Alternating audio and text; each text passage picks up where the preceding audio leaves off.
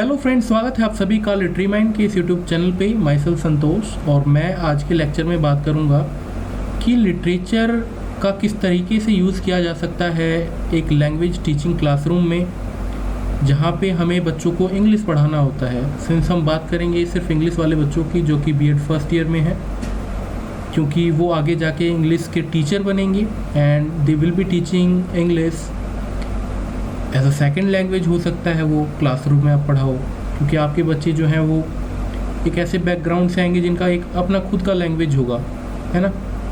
तो second language पढ़ा सकते हो उनको आप, थर्ड लैंग्वेज हो सकता है, या फिर एज अ फॉरेन लैंग्वेज आप पढ़ाते हो आगे जाके। तो ये जो कॉन्सेप्ट है कि लिटरेचर का किस तरीके से यूज़ किया जाना चाहिए, क्या तरीका होगा करेक्ट वे, कि क्या लिटरेचर की हेल्प ली जा सकती है लैंग्वेज को डेवलप करने में, ये सारी चीज़ें कुछ ऐसे इश्यूज़ हैं, कुछ क्वेश्चंस हैं जो कि हमारे दिमाग में होते हैं। तो आइए देखते हैं उन सभी चीज़ों को। ये मैं ले रहा हूँ, जो भी मैं पढ़ाऊँगा अभी, जो भी डिस्कस करूँगा, ये मैं बात करूँगा जिलियन लेजर से। ऑथर हैं यहाँ के इसी बुक के, लिटरेचर एंड लैंग्वेज टीचिंग के, ठीक है। तो जो भी लोग टीचर्स बनने जा रहे हैं उनके लिए खासकर बहुत ही हेल्पफुल बुक है कि किस टाइप से लिटरेचर की हेल्प लेनी चाहिए। तो ये सारा कुछ है। तो आइए फर्स्ट पेज पे जो है जाते हैं, एंटर मारते हैं और देखते हैं कि किस टाइप से जो है ये सारा कुछ हम डिस्कस करेंगे। तो देखिए, आज सिर्फ हम बात करेंगे फर्स्ट चैप्टर के बारे में। एंड इसमें क्या है, इश्यू क्या है, पहली चीज़ तो ये है कि using literature in the language classroom, है ना। तो लैंग्वेज क्लासरूम में जब लिटरेचर का यूज़ किया जाता है तो क्या क्या इश्यूज़ हैं। तो सबसे पहले हम बात करेंगे what is literature, what is distinctive about the language of literature, the reader and the text, literary competence and the language classroom, why use literature in the language classroom. तो ये कुछ इश्यूज़ हैं, 5 के 5 इश्यूज़ को हम देखेंगे। Next chapter आपका होगा approaches to using literature with the language learner, but ये नेक्स्ट चैप्टर है। आज के इस क्लास में सिर्फ हम इन्हीं टॉपिक्स को जो है अपने मतलब डिस्कस करेंगे, ठीक है। तो आइए एक बार देखते हैं इन सब इश्यूज़ को। तो देखिए, ये चैप्टर खुल चुका है अपने सामने, हमारे सामने, मतलब आप स्क्रीन पे देख पा रहे हो। तो using literature in the language classroom, the issues. तो सबसे पहला जो सवाल आता है कि लिटरेचर है क्या। यहाँ पे ना बीच बीच में इस बुक में ये खासियत है कि टास्क आपको दे रखे हैं, कुछ ओपन एंडेड टास्क हैं, मतलब आप सिंपली दिमाग लगा सकते हो अपना, और कुछ ऐसे टास्क मिलेंगे जिनका बाकायदा आंसर्स गिवन है। तो सिंपली हम देखते हैं कि क्या है लिटरेचर। अगर आप पूछोगे किसी से, या फिर आपसे मैं पूछता हूँ, आप कमेंट सेक्शन में वीडियो को पॉज करके बता सकते हो। चलिए, आई होप कि आपने वीडियो को पॉज करके बताया होगा कमेंट सेक्शन में कि what is your definition of literature. Anyways, मैं क्या सोचता हूँ कि literature is the reflection of the society, कि या फिर मिरर ऑफ द सोसाइटी आप लोग बोलते हो, कि आपकी सोसाइटी कैसी है, क्या है, वो सारा कुछ आपको दिखता है लिटरेचर की फॉर्म में। देखिए, ये जो मैंने डेफिनेशन आपको दी है, ये फ्लॉलेस है या इसमें फ्लॉ है, कोई एरर है क्या इसमें, मतलब जो मैंने डेफिनेशन दी, क्या ये बिल्कुल करेक्ट है या कुछ इसमें प्रॉब्लम है, ये तो हमें आगे पता चलेगा। आपकी डेफिनेशन क्या हो सकती है वो आपने कमेंट सेक्शन में लिखा होगा, I definitely will read it. But यहाँ पे देखते हैं कि यहाँ पे ऑथर ने कुछ दिया है हमें यहाँ पे, और वहाँ पे क्या क्या बोला गया है कि literature is feelings and thoughts in black and white. किसी ने ये बोला, ए वाले बच्चे ने, बी ने बोला नहीं, literature is the use of language to evoke a personal response in the reader or listener. कि समझ पा रहे हो ना, मैं डिस्कस नहीं कर रहा इनको, कि फीलिंग्स हैं, थॉट्स हैं, ब्लैक एंड वाइट, बिल्कुल सफ़ेद कागज़ की तरह है ना, सफ़ेद का सफ़ेद, दूध का दूध, पानी का पानी, है ना। वो फीलिंग्स, वो थॉट्स, ऐसी फीलिंग्स होती हैं। उन फीलिंग्स का आना, बिल्कुल क्लियर, क्रिस्टल क्लियर कर देना, है ना, वो लिटरेचर है आपका। Literature is the use of language to evoke a personal response in the reader or listener. कि जो लिटरेचर है वो ऐसा कुछ है ना, ऐसा लैंग्वेज का यूज़ है जहाँ पे रीडर जो है या लिसनर है, जो सुन रहा है आपका लिटरेचर या पढ़ रहा है। क्योंकि देखिए, होता क्या है कि ज़रूरी नहीं है कि पोम जो है आप हमेशा पढ़ोगे। हो सकता है कि किसी की लिखी हुई पोम जो है आप सुन भी रहे हो, तो वहाँ पे तो आपका वो लिटरेचर आपने पढ़ा नहीं बल्कि सुना है आपने, बट स्टिल आपने गो थ्रू तो हुए हो आप उस लिटरेचर से। तो यहाँ पे वही है कि फिर हम अपना रिस्पॉन्स जनरेट करते हैं, हम क्या सोचते हैं उस बारे में, ये हम अपनी एक भावना बना, अपनी जो है एक आइडियोलॉजी बनाते हैं कि हम कैसे लिंक कर पा रहे हैं, तो ये सारा कुछ है। उसके बाद सी वाला बच्चा कहता है literature is a world of fantasy, horror, feelings, visions put into words. Literature means to meet a people, to meet a lot of people, to know other points of views, ideas, thoughts में। बिल्कुल सही बात है, हम दूसरे के ideas को भी जानते हैं, उनके आइडियाज़ के बारे में जानते हैं, पॉइंट ऑफ व्यू क्या है, आइडियोलॉजी क्या है, तो ये सारा कुछ है ना। तो ये तो आपका एक डेफिनेशन टाइप की आपको जो है मिल गया। तो देखिए यहाँ पे सबसे पहला क्वेश्चन ये पूछा जा रहा है कि जब आप बात करते हो कि ये जो आपने डेफिनेशन दी है और या फिर जो आप सोच पा रहे हो अपने मन में, तो क्या इन डेफिनेशंस के बीच में कोई सिमिलरिटी आपको दिखी? ऊपर जो भी ये डेफिनेशंस थी, क्या सिमिलरिटी दिखी कोई? ठीक है, between the given here and the ones above, तो आपको ये देखना है। और नीचे भी कुछ डेफिनेशंस दे रखी हैं, ये कुछ जो है आपके फेमस ऑथर्स हैं, है ना, उनका क्या मानना है उससे रिलेट भी करना है आपको। जो ऊपर डेफिनेशन है, literature could be said to be a sort of discipline technique for arousing certain emotions. बिल्कुल हो सकता है, बट हर बार ऐसा होगा क्या?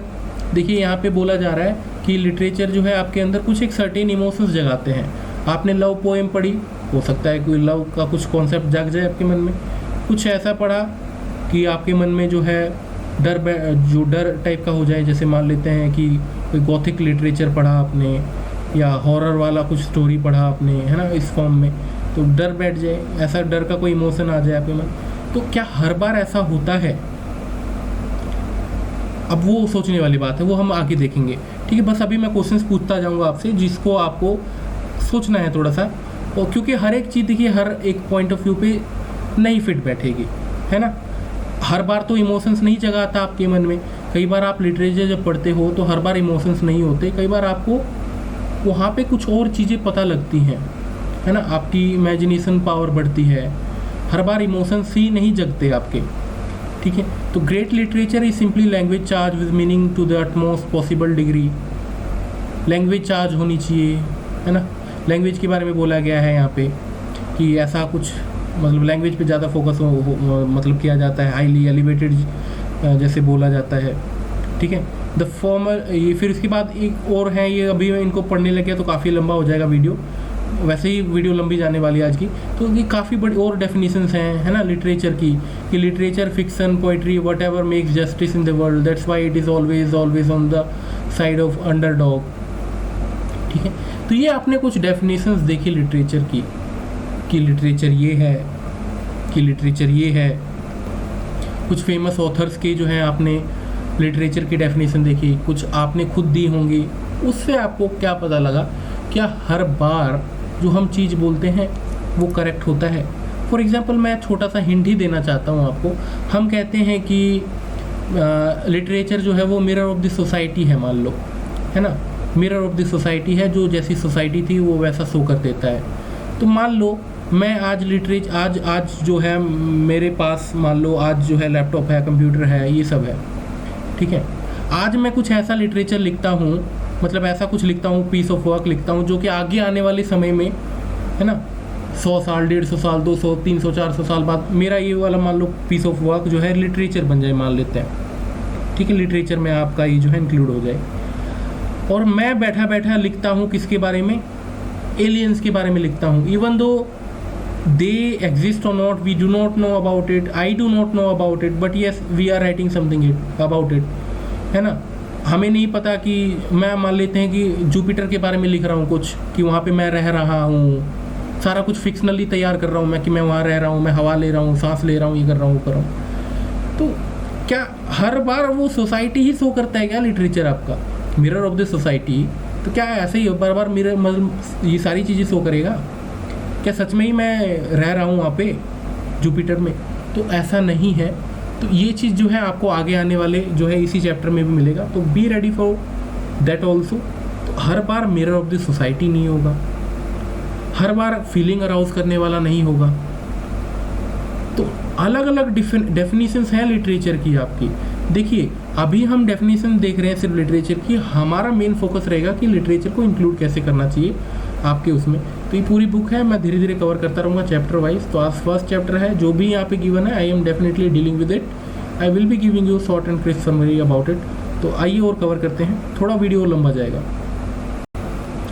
चलिए कोई बात नहीं, हमने देखा, काफ़ी कुछ देखा, हमें समझ आया, ठीक है। अब देखें यहाँ पे कि हम जब बात करते हैं लिटरेचर की, तो कैसे, क्या मतलब सोच के इस्तेमाल करना चाहिए, हमें क्या सिखाना चाहिए। तो one of our main aims in the classroom should be to teach our student to read literature using the appropriate literary strategies. देखिए, कई बच्चों को यही नहीं पता होगा कि लिटरेचर में किसको बार बार बोल रहा हूँ। तो लिटरेचर में आपका वो सारा कुछ आएगा, शॉर्ट समरीज, आपका ऑटोबायोग्राफीज, बायोग्राफीज, ट्रेवलॉग राइटिंग, और सिनेमा लिटरेचर, हर प्रकार का लिटरेचर जो भी आपने लिखा है, लिखा हुआ है, वो आपका लिटरेचर होगा, जो भी पीस ऑफ वर्क है, ठीक है।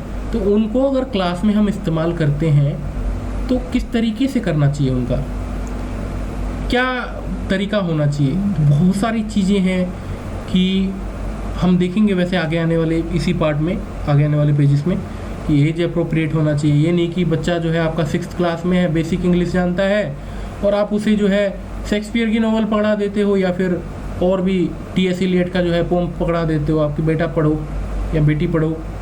तो that would be quite problematic situation for the child to get the meaning of the poem और शॉर्ट समरी और नॉवल और anything that you have given to them, ठीक है। तो यही बात की जा रही है यहाँ पे कि कुछ भी ऐसा दिया जाए जहाँ पे बच्चा जो है एनालाइज करना सीखे। तो हमारा मेन जो फोकस होना चाहिए, this involves them not in reading for some practical purpose. हमें पढ़ना नहीं सिखाना, मतलब उनको मान लो पढ़ना आ गया है, उसको ऑलरेडी आता है पढ़ना।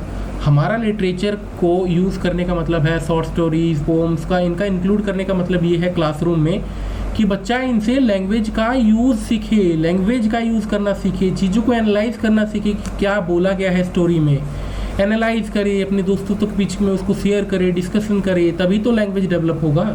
तो हमें लिटरेचर का, देखिए हम बड़े हो चुके हैं, हम अपने शौक़ के लिए पढ़ सकते हैं लिटरेचर को, शॉर्ट स्टोरीज, पोम्स को, लेकिन बच्चे जो अभी बिगनर हैं, जिनको इंग्लिश सीखना है, बोलना सीखना है, उनसे क्या एक्सपेक्ट कर सकते हैं कि वो किसी भी लिटरेचर को प्रेज करें, हर एक चीज़ को समझें, वो हम इतनी जल्दी एक्सपेक्ट नहीं कर सकते उनसे। तो हमारा मेन जो मकसद होना चाहिए जब हम बात करते हैं लिटरेचर की, अभी के टाइम पे जब बच्चे हमारे मान लेते हैं कि बेसिक में हैं, इंटरमीडिएट लेवल पे हैं, उनको अभी स्पोकन उनको उतना नहीं आता, तो हमारा मेन काम क्या होना चाहिए, लिटरेचर के थ्रू से उनको हेल्प की जानी चाहिए कहीं ना कहीं लैंग्वेज को डेवलप करने में, कि वो लैंग्वेज का यूज़ करना सीखें। मान लेते हैं वो कि हिंदी भाषी व्यक्ति है, वो जो बच्चा है वो हिंदी भाषी बोलता है, मराठी बोलता है, घर में बंगाली बोलता है, वो आपके पास जा रहा है कि अब हम जो है इंग्लिश सीखेंगे। तो क्यों सीखेंगे, क्योंकि देखिए उसको इंग्लिश की नीड है। अब इंग्लिश जब सीखना है तो इंग्लिश तो उसकी मातृभाषा है नहीं कि वो तुरंत फटाफट सीख लेगा, है ना। तो यहाँ पे वही चीज़ आती है कि हमारा काम होना चाहिए कि लिटरेचर के थ्रू से हम उसको जो है हेल्प करें कि वो लैंग्वेज एक्वायर करना स्टार्ट करे, लैंग्वेज एक्विजिशन हो through the help of literature, ठीक है। But rather in analysing in terms of what is it might mean symbolically और फिलोसफिकली, ठीक है। जो चीज़ बोली है मैंने वही चीज़ बोली गई है यहाँ पे। तो students may have already acquired this kind of literary competence in their own language, in which case we simply need to help them to transfer this skills if not.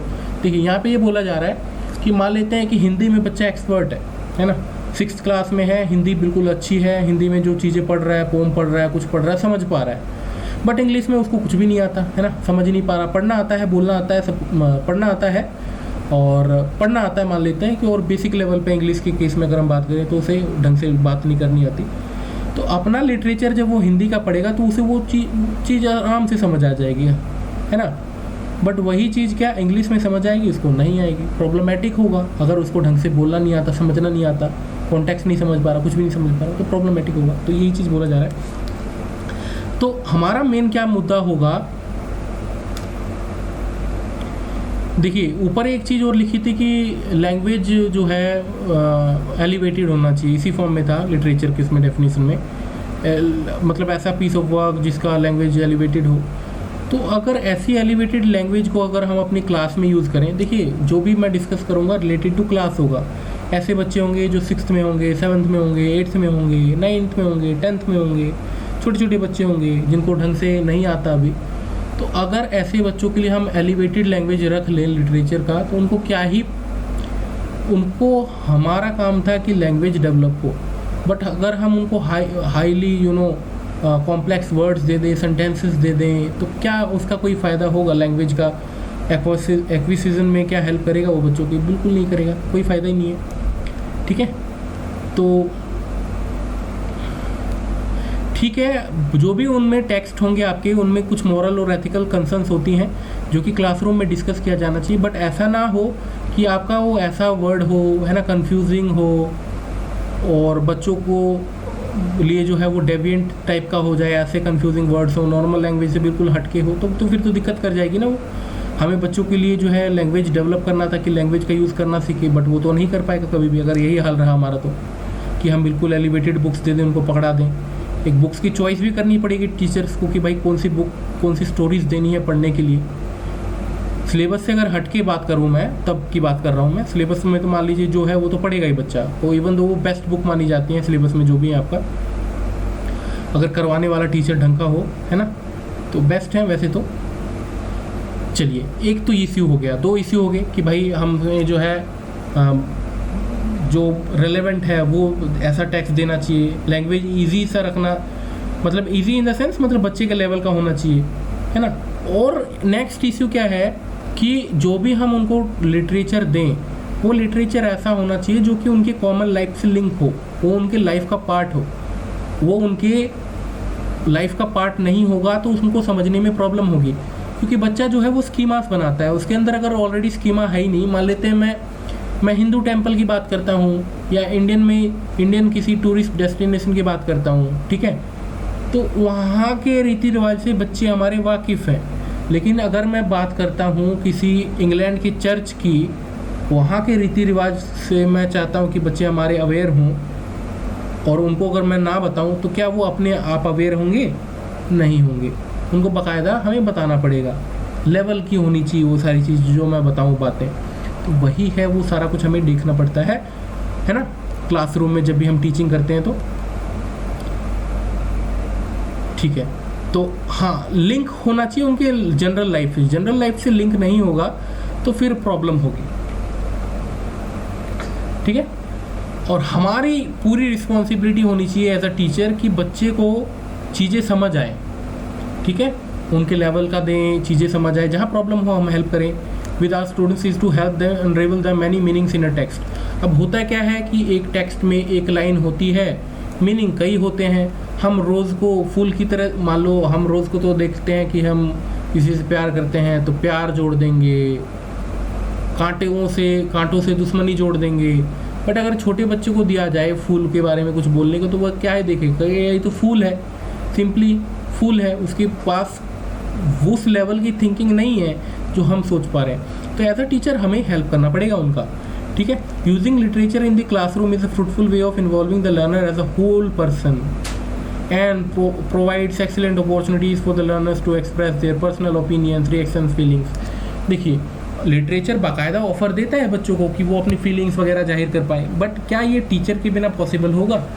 एक टीचर का भी मौका ही नहीं देता किसी बच्चे को बोलने का, तो पॉसिबल हो पाएगा? तो कहीं ना कहीं टीचर की रिस्पॉन्सिबिलिटी पूरी बनती है कि टेक्स्ट जो है लेवल का दे, एलिवेटेड लैंग्वेज ना हो, क्योंकि हमारा मेन मकसद है कि लैंग्वेज डेवलप कर पाए, कि लैंग्वेज का जो है यूज़ कर पाए बच्चा अच्छे से। ठीक है, फीलिंग्स वगैरह तभी शेयर कर पाएगा जब उसे समझ आएगा। समझ ही नहीं आएगा कुछ तो कहाँ से क्या शेयर करेगा, बताओ आप, है ना। तो हमें कुछ थोपना नहीं है किसी के ऊपर। और मान लो कोई टेक्स्ट पढ़ता है कोई बच्चा, उसकी एक अलग अंडरस्टैंडिंग बनती है। वो अंडरस्टैंडिंग बनने के पीछे कई कारण होते हैं। मान लेता हूँ कि मैं कोई टेक्स्ट पढ़ता हूँ, मैं किसी एक विचारधारा का हूँ, तो मैं अगर पढ़ता हूँ तो मैं उसी विचारधारा के एंगल से जो है टेक्स्ट को देखना चाहूँगा। होता भी है, सभी बायस्ड होते हैं लगभग, कोई कम होता है कोई ज़्यादा होता है, आप ये नहीं कह सकते, सभी बायस्ड होते हैं। हाँ, but we try to get to the listen to the person, to the other person that what they are saying. अपनी अपनी रागनी नहीं चलानी होती है, हमें दूसरों का भी सुनना पड़ता है, सुनना चाहिए भी। इवन दो नोट पड़ता है, सुनना चाहिए कि वो उनके क्या पॉइंट ऑफ व्यूज़ है। ठीक है, तो बच्चों के पॉइंट ऑफ व्यूज़ को जो है हमें सुनना चाहिए। क्या कारण होते हैं पीछे के ये अलग अलग आइडियोलॉजीज़ बनने की, वो मैं बताता हूँ अभी। ठीक है, ध्यान से सुनिएगा। तो देखिए, बच्चों में जो डेवलप होगा डिस्कशन, कंट्रोवर्सी, क्रिटिकल थिंकिंग, ये तभी होगा जब बच्चों को आप खुला छोड़ोगे, है ना, खुला छोड़ोगे डिस्कस करने के लिए कि डिस्कस करो भाई, तुम्हें कैसे समझ आया। अब देखिए, ये पीछे की थिंकिंग बनती कैसे है। आइडियोलॉजी बनेगी कैसे? बुक पढ़ रहा है तो एक आइडियोलॉजी पीछे से बनती जा रही है, थीम्स ढूंढता जा रहा है बच्चा अपने आप मन ही मन में, बट वो सारी थिंकिंग जो या थीम्स वगैरह जो ढूंढेगा वो कहीं ना कहीं वो आपके पीछे से लिंक होगा, उसके रिलीजन से आप जोड़ के देख सकते हो सकता है कि रिलीजन का कोई कॉन्सेप्ट जो है वो लिंक करे, सोसाइटी का कोई लिंक करे, कल्चर से रिलेटेड समथिंग वो लिंक करे, मीनिंग ढूंढने की कोशिश करे। बहुत सारे तरीके हैं, है ना, बहुत सारे तरीके हैं। तो वो उन तरीकों से आया है। मान लो वो बच्चा एक स्पेशल बैकग्राउंड से आया है, आप उससे एक्सपेक्ट नहीं कर सकते कि वो आपकी तरह सोचेगा, क्योंकि आप तो पीएचडी करके बैठे हो। बच्चा क्या पीएचडी करके बैठा है? बिल्कुल नहीं बैठा है वो, है ना। तो आप जो सोच पा रहे हो we cannot expect that the same the child will be thinking. Yes, the child may think, but the point is that कि उसकी जो डिस्कशन या जो भी पॉइंट वो क्रिटिकल थिंकिंग जिस हिसाब से थोड़ा बहुत कर पा रहा है, we will have to praise them.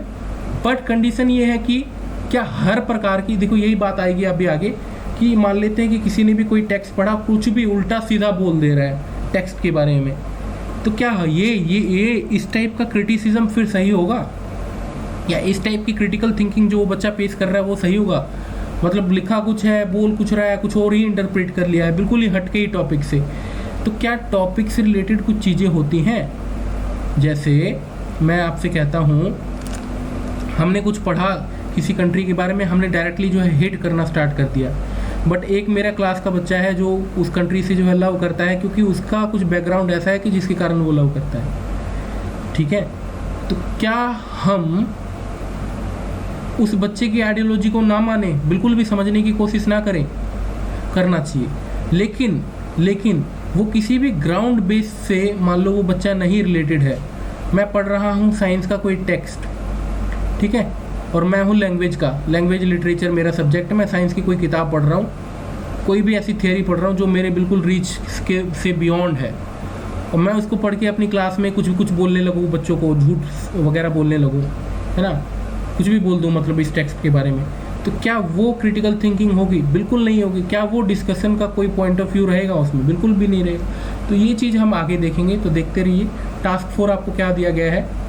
देखिए, यही बोला गया है कि do any of the thoughts और ideas mentioned in the previous 3 activities seem relevant to your teaching of the students?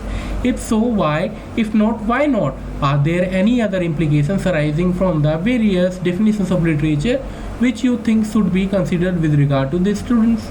क्या आपको लगता है कि भाई फिर भी अगर आपको लगता है कि नहीं, हर प्रकार का जो भी है बच्चा क्रिटिसिज्म दे रहा है या कुछ दे रहा है वो सबको एक्सेप्ट कर लो, तो क्या सारी चीज़ों को एक्सेप्ट कर लेना चाहिए?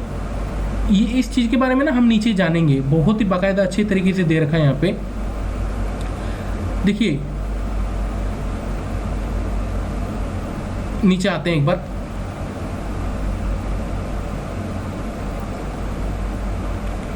तो ये जो आइडिया था ना अभी मैंने जो आपके सामने जो पेश किया अभी, कि क्या हर एक फॉर्म का जो भी क्रिटिसिज्म आ रहा है इसको एक्सेप्ट करना चाहिए कि नहीं करना चाहिए, ये अपने मन में रखिएगा। अभी ये आगे हम डिस्कस करेंगे और एक्सटेंसिवली कवर करेंगे। अभी सिर्फ मैं क्वेश्चन पूछ रहा हूँ आप लोगों से, आप लोग बस सोचो अपने दिमाग में कि क्या सोच पा रहे हो। इसके बाद है कि what is distinctive about the language of literature. Literature की जब हम लैंग्वेज के बारे में बात करते हैं तो क्या उसमें डिस्टिंक्टिव ऐसा कुछ है? क्या लगता है आपको, है ना? तो जब भी आप लिटरेचर पढ़ते हो, आपने देखा होगा कि विभिन्न प्रकार की चीज़ें मिलेंगी, विभिन्न प्रकार की मेटाफर मिलेगा, राइमिंग स्कीम मिलेगी, मोटिव, सिंबल्स, थीम्स, ढेर सारी चीज़ें हैं। कहीं कहीं metaphor, simile, figures of speech का यूज़ है, बहुत सारी चीज़ें हैं, सिंटेक्स है, और भी बहुत सारी चीज़ें हैं। ये जो चीज़ें हैं, कहीं ना कहीं अगर मैं सिर्फ बच्चे में ये डेवलप करना चाहता हूँ लैंग्वेज स्किल, कि लैंग्वेज का यूज़ करना सीखे, तो क्या ये सारी चीज़ें हिंड्रेंस पैदा करेगी मेरे बच्चे के लिए, या जिसको मैं पढ़ाऊँगा वो क्या उसके लिए हिंड्रेंस पैदा करेगी? ये क्वेश्चन जो है आगे सॉल्व किया गया है, मतलब आंसर करेंगे हम इसके बारे में, देखेंगे। तो अभी अपने मन में रखिएगा इसको भी, ठीक है। चलिए, तो अभी क्वेश्चन ये था हमारा कि किस चीज़ को हम जैसे हमने कहा कि लैंग्वेज जो होना चाहिए लिटरेचर का वो एलिवेटेड होना चाहिए, तो हमें कैसा पता चलेगा कि कोई लैंग्वेज जो है वो आपका मतलब कहने का मतलब ये है कि कोई लैंग्वेज जो है लिटरेचर का है कि नहीं है। जैसे मैं आपके सामने ये 4 सेंटेंस है, मान लो just because we are deaf it doesn't mean we are nothing, we have nothing between our ears, या ये मान लेते हैं ये कोई लाइन है इतनी बड़ी, तो ये किसी ये लिटरेचर है नहीं है हम कैसे जानेंगे, है ना। मान लेते हैं 4 एग्जाम्पल दिया है, 4 हैं, आप पढ़ोगे तो आप बता ही नहीं सकते ये लिटरेचर का पार्ट है कि नहीं है। हो सकता है किसी नोवेल से उठा के 5 लाइनें आपको दे दी गई हो, वो लिटरेचर हो, वो नोवेल लिटरेचर का पार्ट हो, तो ये तो लिटरेचर का पार्ट होगा। आप कहोगे कि नहीं लैंग्वेज मेरे को जो है एलिवेटेड नहीं लग रही पढ़ने में, तो क्या पता कि कोई प्ले हो, प्ले में ये जो लाइन है किसी व्यक्ति के द्वारा बोली गई हो, just because we are deaf it doesn't mean we have nothing between our ears, ये लाइन बोली गई हो किसी प्ले में, प्ले आपका लिटरेचर का पार्ट है। तो हम देख के ना नहीं बता सकते कि एलिवेटेड लैंग्वेज है तो लिटरेचर का ही पार्ट होगा, कोई चीज़ नहीं है एलिवेटेड लैंग्वेज तो लिटरेचर नहीं होगा। तो ये जो एक मानसिक जो है हमारी एक फिलॉसफी जो हमने बना रखी है, जो हमने जो आइडिया बना लिया है माइंड में, इसको कहीं ना कहीं दूर करना पड़ेगा हमें, ठीक है। तो हम सिंपली देख के नहीं बता सकते कि भाई लैंग्वेज एलिवेटेड है तो लिटरेचर है, नहीं है एलिवेटेड तो लिटरेचर नहीं है, ऐसा नहीं होता, ठीक है। तो ये तो मन से निकालना पड़ेगा, ठीक है। तो because one of the hallmarks of literature is that it feeds creatively on every possible style and register, it has become the one form of discourse in which any use of language is permissible. किसी भी type का आप language use कर सकते हो, hard use कर लो, easy use कर लो, metaphor से भरा हुआ पूरा यूज़ कर लो, सिंपल यूज़ कर लो, 1 लाइन लिखो, 5 लाइन लिखो, राइमिंग में लिखो, विदाउट राइमिंग लिखो।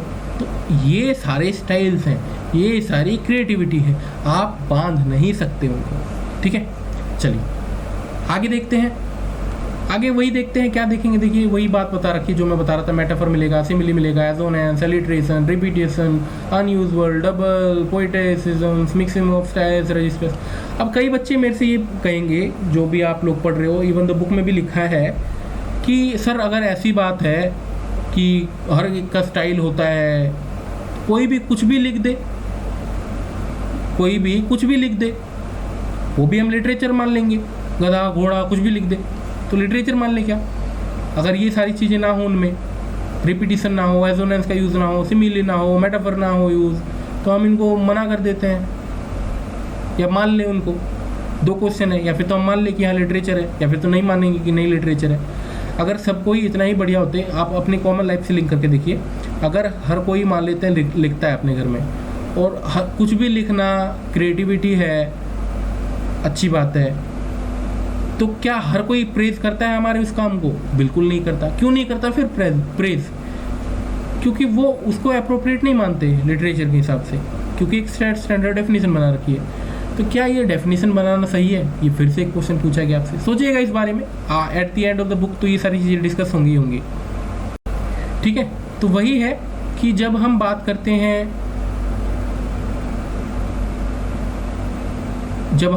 हैं मेटाफर की, सिमिली की, तो कोशिश की जानी चाहिए कि बच्चे को इनसे अवगत कराया जाए, है ना।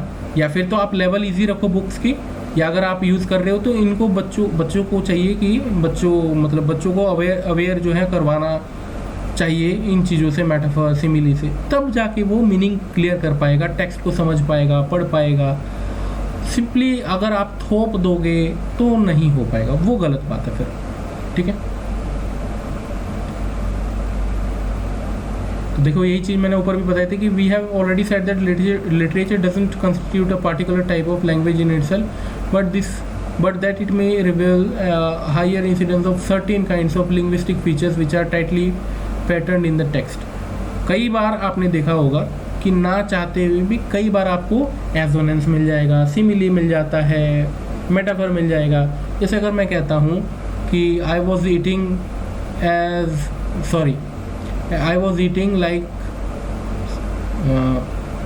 ईटिंग लाइक अ डीमन, ठीक है। तो मैंने अपने आप को कंपेयर कर लिया।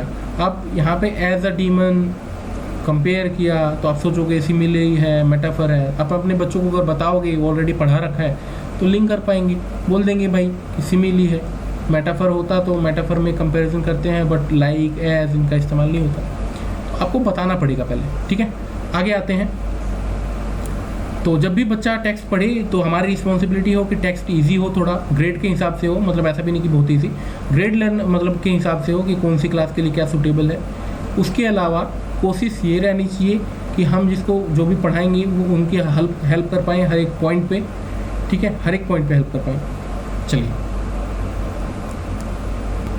देखिए यहाँ पे कितनी बढ़िया लाइन लिखी है कि we have explored the notion that literature is that literary language is relative rather than absolute. तो हम फिक्स नहीं कर सकते, है ना, कि यही डेफिनेशन है या ऐसा ही होना चाहिए लैंग्वेज। वो रिलेटिव होता है। रिलेटिव इन द सेंस कैसे हो सकता है, आपके लर्नर पे डिपेंड करता है ना। जो टेक्स्ट मेरे लिए इजी हो सकता है मेरे लर्नर के लिए बहुत ज़्यादा हार्ड हो। जो मेरे लिए बहुत ज़्यादा हार्ड हो सकता है किसी नेटिव इंग्लिश वाले के लिए बहुत ज़्यादा इजी हो। समझ रहे हो?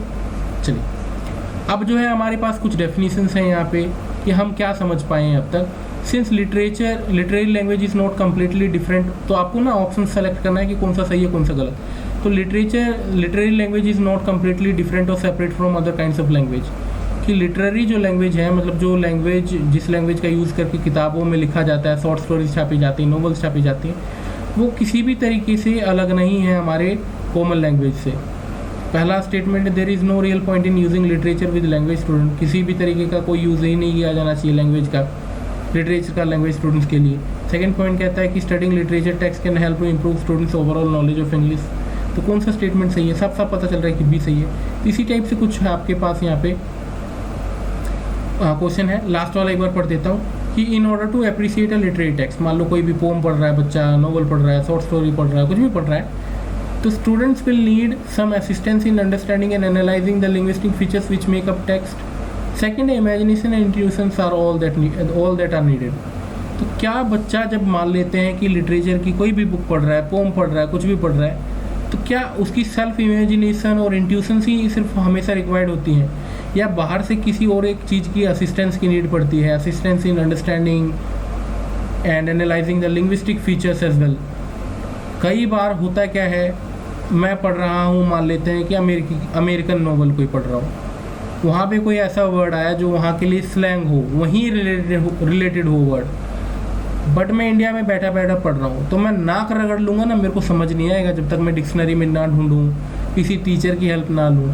तो वही वहाँ पे बोला जा रहा है कि ऐसा नहीं है कि सारा कुछ हम इमेजिनेशन से ही कर लेंगे, इंट्यूशन से ही कर लेंगे, गेस कर लेंगे मीनिंग क्या है। कई बार हमें मीनिंग के लिए डिपेंड रहना पड़ता है। किन पे? किसी और पे, बुक्स पे या डिक्शनरी पे, टीचर्स पे, और रिलायबल सोर्स हो जाएंगे फिर हमारे लिए, है ना। क्योंकि बच्चों की इमेजिनेशन इतनी डेवलप नहीं हो पाती कि वो इमेजिनेशन कर पाए। ठीक है, अब आते हैं रीडर और टेक्स्ट के ऊपर। देखिए जब भी बात करता हूँ ना रीडर और टेक्स्ट की, तो सबसे पहले ध्यान में ये आना चाहिए आपके कि आप कुछ भी रीडर को ना टेक्स्ट दो, वो एज अप्रोप्रिएट होना चाहिए। पहली बात तो अगर कुछ भी उल्टा सीधा पकड़ा दिया ना, जो बिल्कुल उनके ग्रेड से ही बाहर है, फिर बिल्कुल नहीं पढ़ेंगे बच्चे, बिल्कुल नहीं पढ़ेंगे। ठीक है, देखिए इसके बाद ना कुछ स्टडीज़ हुई हैं तो पता चलता है कि देखिए कोई भी कॉम्प्रीहेंशन पढ़ते हो, कुछ भी पढ़ते हो आप अगर आपके मन में कुछ अगर ऑलरेडी स्कीमा नहीं है, प्रीवियस नॉलेज नहीं है उस चीज़ के बारे में, आप लिख के ले लो, आपको 100% दिक्कत होगी उन चीज़ों को समझने में। समझ आ रही है बात मैं क्या कह रहा हूँ? कि अगर आपको इजराइल के बारे में पता है, यूके के बारे में पता है, यूएस के बारे में पता है, बहुत अच्छे से पता है, डीपली पता है, हर एक चीज़ों के बारे में पता है, तो वो जो भी अपना लिटरेचर लिखेंगे, मान लो कुछ भी लिखते हैं, तो आपके लिए वो ज़्यादा अंडरस्टैंडेबल होगा, इजी टू अंडरस्टैंड होगा, रेदर देन कि मैं उसके लिए प्रॉब्लमेटिक रहूँगा, बट आप इजीली सीख जाओगे, जो है मीनिंग निकाल पाओगे आप। अब नेक्स्ट पॉइंट है कि जब भी हम बच्चों को किताबें देते हैं तो हमारा मेन मकसद क्या होना चाहिए कि भाई हमें इनको लैंग्वेज डेवलप करवाना है, लैंग्वेज डेवलप कर पाएँ, ये बोलना सीख पाएँ, रिटर्न भी इनका ठीक हो, सब कुछ ठीक ठाक हो इनका। तो इसके लिए देखिए, पहले तो हमें ना अपने बच्चों को अनुमति देनी पड़ेगी. We will have to give them permit, or we will have to permit them that yes, you feel free to share your whatever opinion you have. Criticism जो है किसी भी टेस्ट का, वो बहुत ज़्यादा इंकरेज करना चाहिए अपने लर्नर्स के बीच में, क्योंकि यहीं से वो क्वेश्चंस पूछ सकते हैं, जवाब देंगे, पूछेंगे और उनके मन का डर टूटेगा. Definitely the day they will B be out from their fear. So definitely they will do great, they will achieve great everything. ठीक है, चलिए कोई बात नहीं. कोई भी आप पढ़ते हो, है ना, कोई भी किताब आप किसी रीडर को देते हो तो कई चीज़ें जो है इन्फ्लुएंस करती हैं पढ़ते पढ़ते. मैं जो आपको स्टार्टिंग में बता रहा था, वो कई बार क्या है कि हिस्टोरिकल पीरियड और किस पीरियड में आप रहे हो, किस हिस्टोरियल पीरियड में आपकी आइडियोलॉजी कैसी बनी है, सोशल पोजीशन क्या है बच्चे की या फिर जो भी रीडर है ना. एक गरीब का मान लो बच्चा, अगर गरीब की स्टोरी है तो वो अच्छे से लिंक कर पाएगा रहता था ना अमीर, क्योंकि उस अमीर के बच्चे को क्या ही पता है कि क्या गरीबी होती है, कैसे के दिन काटे होते हैं. बट वो गरीब का बच्चा जो है काफ़ी मोटिवेटेड फील करेगा after listening what ever has been given here. ठीक है, उसका रिलीजियस बैकग्राउंड क्या है, बिलीफ क्या है, वो भी कई बार डिपेंड करता है कि वो जो किताबें पढ़ रहा है वो कितना सही साबित जो है हो रहा है हमारे इंडिया के लिए. ठीक है,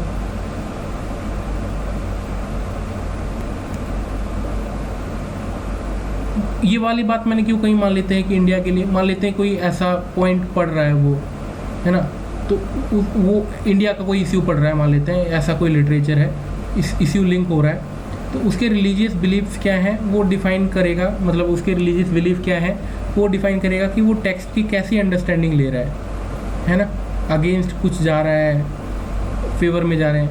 तो जब हम ऐसी टीचिंग करेंगे, मतलब ऐसे बच्चों को ट्रीट करेंगे हम कि उनको छूट मिले, डिस्कस कर पाएँ बच्चों का, मतलब बच्चे डिस्कस कर पाएँ, तब जाके कहीं ना कहीं बेनिफिशियल होगा हमारा ऐसा पढ़ाना बच्चों को. ठीक है, तो कहीं ना कहीं हमें छूट देनी पड़ेगी बच्चों को कि भाई बच्चे जो है डिस्कस करें. हाँ, ये ना हो कि बच्चा कम्प्लीटली अलग ही फील्ड से है, वो साइंस के फील्ड से है, कोई नॉलेज नहीं है उसको, लिटरेचर की बिल्कुल नॉलेज नहीं है, फिर जो है वो आपको ज्ञान दे रहा है कि ऐसा ऐसा होना चाहिए था, इस टेक्स्ट में ऐसा है, फिर वो प्रॉब्लमेटिक एरिया होगा. कई बच्चे क्या होते हैं कि सेल्फ लर्न होते हैं, फॉर एग्जांपल साइंस का है बट कोई बात नहीं, बट फिर भी लिटरेचर में अच्छी खासी नॉलेज है, या नहीं है इंग्लिश लिटरेचर में ना हो बट हिंदी लिटरेचर पढ़ रखा उसने, अपने लिटरेचर पढ़ रखी उसने, बट हाँ लिटरेचर का सेंस है, तो वो अगर क्रिटिसाइज़ करता है या फिर कोई भी क्रिटिसिज्म पास करता है, वो डेफिनेटली कहीं ना कहीं बेनिफिशियल होगा, है ना. तो उसकी वो बात सुनी जानी चाहिए. हाँ, बिल्कुल ही कटा हुआ है तब नहीं सुनी जानी चाहिए.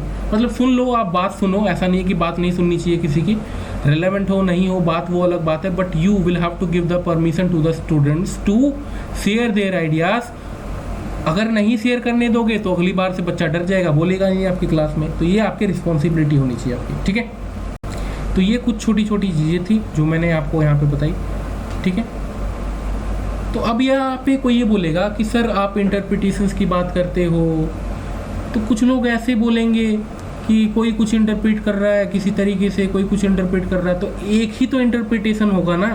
एग्ज़ाम में जब वो बच्चा लिखने जाएगा आंसर, तो जो मेंटलिटी उसकी रहेगी वो अगर लिख के आता है और वो सूटेबल नहीं है उस टेक्स्ट के लिए, अकॉर्डिंग टू द टीचर, मान लेते हैं टीचर चाहता है कि नहीं हम जो मैंने बताया वही लिखो, बच्चा लेकिन जो बोल रहा है मान लेते हैं वो सत्य है, वो एवरीथिंग इज़ ट्रू, वो लिखना चाहता है उस पॉइंट को, वो लिख के आता है ना.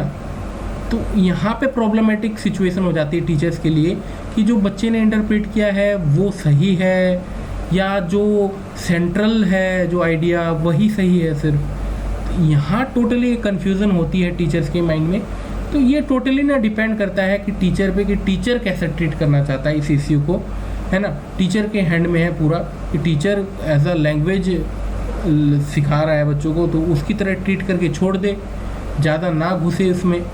दूसरा तरीका ये है कि आप उस चीज़ को समझाओ बच्चे को. अगर आपको लगता है कि नहीं एक ही इंटरप्रिटेशन हो सकती है स्टोरी की, तो आप समझाओ उसे. और अगर आपको लगता है कि नहीं वो जो इंटरप्रिटेशन दे रहा है स्टोरी की वो भी सही है, तो उसे कहीं ना कहीं आप इंक्लूड करो आप अगर खुद एग्ज़ाम चेक करते हो तो आपकी रिस्पॉन्सिबिलिटी बनती है कि जो बच्चे ने यूनिक सोचा है आप उसको उसके हिसाब से मार्किंग करें, ठीक है। तो इंटरप्रिटेशन वाली जो बात है वो आपको करनी पड़ेगी बच्चों की, ठीक है। दो सोसाइटी में अलग रहता है वो बच्चा, अलग बैकग्राउंड है, अलग रिलीजन है, अलग आइडियोलॉजी है, बट हाँ कहीं ना कहीं तो वो अपने ही बेनिफिट के लिए है ना, कि हम बच्चे को सिखा रहे हैं लैंग्वेज एक्वायर जो करना सिखा रहे हैं, लैंग्वेज एक्विजिशन सिखा रहे हैं बच्चों को, ठीक है। चलिए कोई बात नहीं। लिटरेरी कॉम्पिटेंस क्या होता है कि रीडर्स जो है किसी टेक्स्ट को जो है अच्छे से समझ पाए, है ना, जो उसमें मोटिव्स है, थीम्स है, आइडियाज़ है, सेंट्रल आइडियाज़ है, बिगर आइडियाज़ हैं, छोटे वाले आइडियाज़ हैं, हर एक चीज़ को समझ पाए, तो उसको बोलते हैं लिटरेरी कॉम्पिटेंस, कि बच्चा कॉम्पिटेंस हासिल कर पाया है कि नहीं, हर एक चीज़ को समझ पा रहा है कि नहीं। जो छोटे लर्नर्स हैं बिल्कुल बेसिक वाले, उनसे तो आप ये एक्सपेक्ट कर नहीं सकते कि आपको स्टार्टिंग में ही आते ही वो अच्छा सा रिस्पॉन्स दे देंगे, बिल्कुल नहीं, है ना। तो ये ध्यान रखना पड़ेगा कि एज वाइज भी होना चाहिए, जो भी हम चीज़ें दें वो एज अप्रोप्रिएट भी होना चाहिए। ये तो मैं आपको स्टार्टिंग से बताता जा रहा हूँ वैसे तो। चलिए कोई बात नहीं। चलिए तो जो भी हम देखिए लिटरेरी कॉम्पिटेंस की जब हम बात करते हैं, बेसिक सी चीज़ आती है कि पहले आपको मीनिंग गेट करना पड़ेगा क्लियर। तो मीनिंग तो आपकी इम्पैक्ट होगी किस किस चीज़ से, आपके बैकग्राउंड से, पॉलिटिकल आइडियाज़ क्या हैं आपके, सोशल आइडियाज़ कैसे हैं आपके, ऊपर रिलीजियस आइडिया क्या है, तो वो कहीं ना कहीं आपकी अंडरस्टैंडिंग को इम्पैक्ट करेगा, जो आप अंडरस्टैंडिंग बनाते हो टेक्स्ट की, है ना। तो वही बोला गया है यहाँ पे कि जब हम टेक्स्ट की बात करते हैं, लिटरेरी कॉम्पिटेंस की बात करते हैं, तो क्या सही है क्या गलत है कैसे डिसाइड करेंगे, क्या एक ही चीज़ सही है। इवन तो ऊपर भी मैंने यही डिस्कस किया था अभी थोड़ी देर पहले, ठीक है। टेक्स्ट ए और टेक्स्ट बी में अंतर कुछ दिखा आपको? देखिए कितने बाकायदा फुल स्टॉप कोमा वगैरह सब कुछ है। यहाँ देखिए कोई भी कुछ भी बोल दे रहा है, वही सेम वो है सेंटेंस है, मोर मिलिट्री ओवर फ्लाइट्स, यहाँ पे भी आपको वही मिलेगा, मोर मिलिट्री ओवर फ्लाइट्स। ये पढ़ना ज़्यादा इजी है कि ये वाला पढ़ना ज़्यादा इजी है बताओ? ऑफ कोर्स ये वाला होगा, है ना। यहाँ पे वही बताया जा रहा है कि one factor which may be relevant to language teachers wishing to use literature in their classroom is the concept of literary competence, कि बच्चा उसको गेन करे, और एक दिन में नहीं गेन करेगा, धीरे धीरे गेन करता है। This is something we will consider more fully in this section, but first read. तो देखिए इन दोनों में क्या समझ आया आपको? इन वर्ड विद दोनों एक ही चीज़ लिखी है, एक इस तरीके से लिखा है, एक ऊपर उस तरीके से लिखा था, सजा सजा के बिल्कुल सिंटैक्स बाकायदा फॉलो हुआ था। तो in what context where would you expect to find text A and text B? Do you think that there is any difference in meaning between the text? तो देखिए काफ़ी ना मीनिंग चेंज हो सकता है अगर आप इस फॉर्म में लिखते हो और इस फॉर्म में कोई चीज़ बताना चाहते हो, है ना। और कहीं ना कहीं मीनिंग जो है आपने जो भी लिखा है मीनिंग तो आपका इस पर भी डिपेंड करता है, बैकग्राउंड क्या है, पॉलिटिकल आप क्या है, आइडियोलॉजी क्या है, रिलीजियस सोशल, ये सारी आइडियोलॉजीज क्या है आपकी, ये सारा कुछ डिपेंड करता है मीनिंग बनाने के लिए। चलिए before reading the following test think about this questions. What is literary competence, how important is it for language learners and students? तो आपको पता होगा कि जब हम बात करते हैं लिटरेरी कॉम्पिटेंस की, कि बच्चा किस हद तक समझ पा रहा है टेक्स्ट को, पढ़ तो रहा है बट क्या वो समझ पा रहा है? लिटरेरी कॉम्पिटेंस की जब बात करते हैं तो क्या वो समझ पा रहा है कि क्या बोला जा रहा है, क्या सेंट्रल थीम उभर के आ रही है, तो क्या ये बच्चा समझ पाएगा? तो देखिए चॉम्स्की ने यही बोला था ना कि ग्रामर कॉम्पिटेंस की बात करी थी कि इनेट क्वालिटी होती है बच्चे में कि वो ना मीनिंग गेट कर पाता है इर्रिस्पेक्टिव ऑफ कि उसको आप ग्रामर की सारी चीज़ें बताओ। पढ़ने वाला इससे भी वही मीनिंग निकाल सकता है, इससे भी वही मीनिंग निकाल सकता है ना। समझ रहे हो आप मेरी बात को? कि कहीं ना कहीं आपका डिपेंड नहीं करता कि आप उसको देखो, कई छोटे बच्चे आपने देखे होंगे कि उसको भले ही ग्रामर के सारे रूल्स ना सिखाए गए हों, जो तोतला बोलता है एक साल में 1.5 साल में, फिर धीरे धीरे बच्चा बड़ा होता है, उसको ग्रामर का आप बहुत कुछ नहीं सिखाते, फिर भी वो मीनिंग निकाल के कई चीज़ों का मतलब जानता है। तो कहीं ना कहीं उसके चीज़ में उसके जो अंदर वो इनेट है, ऑलरेडी है। तो इसी को ग्रामर कॉम्पिटेंस बोला गया है, चॉम्स्की ने दिया था ये। तो ऐसा नहीं है कि बच्चा समझ नहीं पाएगा, बच्चा यूज़ नहीं कर पाएगा, बच्चा यूज़ कर पाएगा, समझ पाएगा उन चीज़ों को, है ना, है ना। तो ये बोला गया था आपका चॉम्स्की के द्वारा, मान लेते हैं। और ये ना एक काफ़ी बड़ी चीज़ होती है कि हम एक ऑलरेडी एक आइडिया बना लेते हैं जब भी पढ़ते हैं। तो फॉर एग्जांपल मान लेता हूँ कि मैं कट्टर एक कल्ट का सपोर्टर हूँ, तो मैं कोई टेक्स्ट पढ़ूंगा ना तो मैं उसी नज़रिए से पढ़ूंगा, है ना। आप पढ़ोगे तो आप उसी नज़रिए से पढ़ोगे। हो सकता है आप लिबरल विचारधारा से पढ़ो, बट कहीं ना कहीं वो हावी हो जाता है आपके ऊपर, है ना। अगर कोई इन्फॉर्मेशन छपी है न्यूज़पेपर में, तो मैं न्यूज़पेपर को पढ़ूंगा न्यूज़पेपर की तरीके से कि मेरे को बस फैक्चुअल डेटा मिल जाए। वहीं मैं अगर नोवेल की पढ़ने की बात करूं तो वही आपको ध्यान से सुनना पड़ेगा। मान लेते हैं कि कुछ रोमांस की बात है, तो रोमांस वाली बात है तो हम खुश हो सकते हैं, इमोशंस हमारे बाहर निकल सकते हैं। तो कहीं ना कहीं हम चीज़ को देखते हैं, आइडिया बना लेते हैं अपना। न्यूज़पेपर से देखते ही आइडिया पता लगे, अच्छा ठीक है, यहाँ से तो मेरे को फैक्चुअल डेटा कलेक्ट करना है ना। गवर्नमेंट ने क्या किया है, नहीं किया है, किसकी डेथ हो गई, किसका मर्डर हो गया, क्या हो गया, क्या नहीं। तो उसी हिसाब से हम अपनी आइडियोलॉजी बनाते हैं न्यूज़पेपर पढ़ते वक्त। नोवेल पढ़ते वक्त नोवेल वाली आइडियोलॉजी बनाते हैं, ठीक है। तो ये सारी चीज़ें हैं आपकी। तो देखिए यही सारी चीज़ मैंने आपको बताई। When reading a newspaper article we expected to be very verifiable with reference to a world of facts, whereas when reading literary texts we are interested in what Brumfitt has described as metaphorical or symbolic meanings which illustrate our self awareness। तो जब हम text पढ़ते हैं, novels वगैरह पढ़ते हैं, तो वहाँ पे हम अपना एक्सटेंसिव दिमाग यूज़ करते हैं। न्यूज़पेपर में तो फैक्चुअल डेटा और लिटरेचर में एक्स्ट्रा दिमाग यूज़ करते हैं, क्योंकि मीनिंग जो है घुमा फिरा के होते हैं। रोज़ का मतलब मैंने स्टार्टिंग में बताया था, मेरे लिए कुछ और है, आपके लिए कुछ और होगा। सामने वाले रोज़ की कांटे को देखेगा, वो कुछ और ही मतलब निकालेगा। समझ रहे हो इस चीज़ को। तो ये सारी चीज़ें हैं। चलिए, है ना। तो एक फंक्शन या एक किसी स्किल को जो है इट इज़ वेरी डिफ़िकल्ट कि हम किसी एक चीज़ को जो है वो लिस्ट कर पाएँ, है ना। नोवेल पढ़ा, किसी एक चीज़ को हम लिस्ट कर पाएँ, वो काफ़ी डिफ़िकल्ट काम होता है। While it is extremely difficult to itemize all the skills that go towards making up literary competence.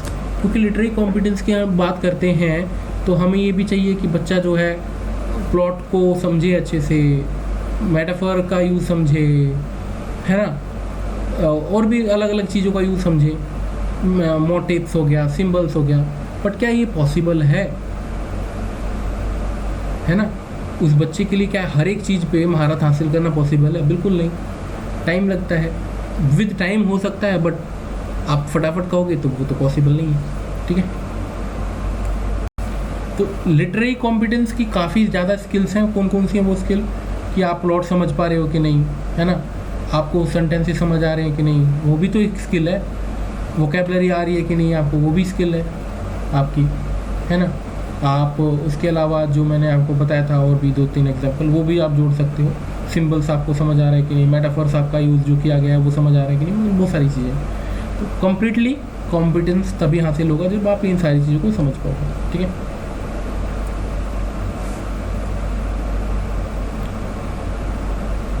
ठीक है, तो हमारा मेन मकसद क्या होना चाहिए जब मैं पढ़ा रहा हूँ बच्चों को, कि लिटरेरी कॉम्पिटेंस भी डेवलप करे बच्चा, है ना। So how it is for teachers using literature with the language learner the students acquire literary competence. पहले केस में हमारा मेन मुद्दा होना चाहिए लैंग्वेज का डेवलपमेंट, कि लैंग्वेज का जो है वो यूज़ करना सीखे। हाँ, बाद में हम कह सकते हैं कि लिटरेरी कॉम्पिटेंस के लिए भी डेवलप करना पड़ेगा। पता चले वो पढ़ के निकल गया, सब कुछ आ गया, है ना, बट उसको टेक्स्ट ही नहीं समझ आया कि बोला क्या गया टेक्स्ट में, तो फिर फ़ायदा क्या है ऐसे पढ़ने का, है ना। टेक्स्ट को ऐसे पढ़ने का फ़ायदा क्या है? तो कहीं ना कहीं वो प्रेज़ करना सीखे कि भाई क्या गुड पॉइंट्स लगा जो उसने पेड़ जो लगाया है ना। मान लेते हैं, तो वही एग्जांपल दे रहा था मैं आपको, बीच में मिस्टेक हो गई। तो मैं ये कह रहा था, मान लेते हैं किसी ने किसी कहानी में जो है एक पेड़ लगाया है, तो क्यों लगाया है, क्या रीज़न है, वो सारी चीज़ें उसको समझ आनी चाहिए बच्चे को, है ना। सिर्फ पढ़ के निकल जाए, लैंग्वेज का यूज़ आ गया मान लो, चलो ठीक है, लैंग्वेज यूज़ करना भी सीखे, बट फ़ायदा क्या है अगर वो भी नहीं समझ आ रही बात। तो हमने ऊपर कई बार डेफिनेशन ये देखा था ना कि लैंग्वेज एलिवेटेड होनी चाहिए, तो उसको हमने देखा कि भाई हर बार आप एलिवेटेड नहीं कह सकते, बच्चे भी हैं छोटे छोटे, उनको नहीं समझ आएगा, है ना। और हर बार जो है सिर्फ हम इमोशंस जगाने की बात नहीं कर सकते। ऊपर हमने कई बार कहा था कि वो लिटरेचर ऐसा है, पीस ऑफ वर्क है जो इमोशंस जगा दे, तो हर बार इमोशंस नहीं जा सकते। मतलब कहीं ना कहीं जो हमने क्वेश्चंस पूछे थे वही रिफ्लेक्ट हो रही है यहाँ पे बार बार, और हमारे आइडियाज़ को चैलेंज किया जाता है, और जो what is truth, what is correct, मतलब ट्रूथ क्या है, व्हाट इज़ करेक्ट, वो बेस्ट पॉइंट छांट के हमें बताए जा रहे हैं यहाँ पे। ठीक है, ठीक है। तो लिटरेचर का यूज़ जो है आप लैंग्वेज एक्विजिशन के लिए भी करो, बच्चों को करवाओ, बट साथ के साथ आपको उनको लिटरेरी कॉम्पिटेंस भी डेवलप करना है उनके अंदर, कि वो चीज़ों को प्रेज कर पाए, समझे अच्छे से चीज़ों को। ठीक है, तो बहुत सारी स्किल्स हैं आपका कि बच्चे क्वालिटेटिव मीनिंग समझ पा रहे हैं कि नहीं, मोटिव समझ पा रहे हैं कि नहीं, सिंबल्स का नॉलेज है कि नहीं उनको, बहुत सारी स्किल्स हैं आपके लिटरेरी कॉम्पिटेंस में। तो ये आप पढ़ लेना एक बार। आपको यूज़ क्यों करना चाहिए, मेन सवाल ये भी आता है ना कि लैंग्वेज का यूज़ ही क्यों करना चाहिए क्लासरूम में, लिटरेचर का, sorry, why use literature in the language classroom, literature का यूज़ क्लासरूम में क्यों करना चाहिए। तो यही इतनी देर से मैं आपको बता रहा हूँ कि भाई क्यों करना चाहिए, क्योंकि मोटिवेटिंग है बच्चों के लिए। इन्होंने बोला है खुद कि मोटिवेटिंग है इसलिए, या ऑथेंटिक मटेरियल है इसलिए, या एजुकेशनल वैल्यू इसमें छुपी हुई है इसलिए, कि सिलेबस में पाया गया है इसलिए, और भी बहुत सारी चीज़ें, या फ़न के लिए इसलिए, और क्या हो सकता है, वोकेबलरी के लिए या स्लैंग सीखने के लिए। तो क्या इसलिए लैंग्वेज आप पढ़ा रहे हो, लैंग्वेज और लिटरेचर, क्या इसीलिए पढ़ा रहे हो? नहीं, और भी बहुत सारी चीज़ें होती हैं, वो चीज़ें यहाँ पे क्लियर होंगी। ठीक है, हम उनको चाहते हैं कि वो रोबोट ना बने, वो क्रिटिसाइज़ करना सीखे, वो चीज़ों को एनालाइज करना सीखे, ये हमारा मेन मकसद है ना।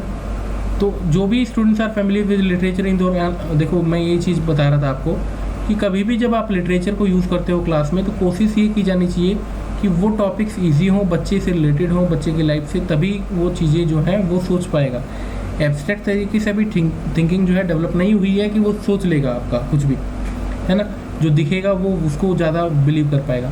तो मान लेते हैं उस बच्चे ने अपना हिंदी का लिटरेचर पढ़ा है, हिंदी का है वो, बट इंग्लिश जो है वो टीचर बनना चाहता है, तो हिंदी के बारे में उसने काफ़ी कुछ पढ़ा है, हिंदी के बारे में वो लिंक कर पा रहा है चीज़ों को।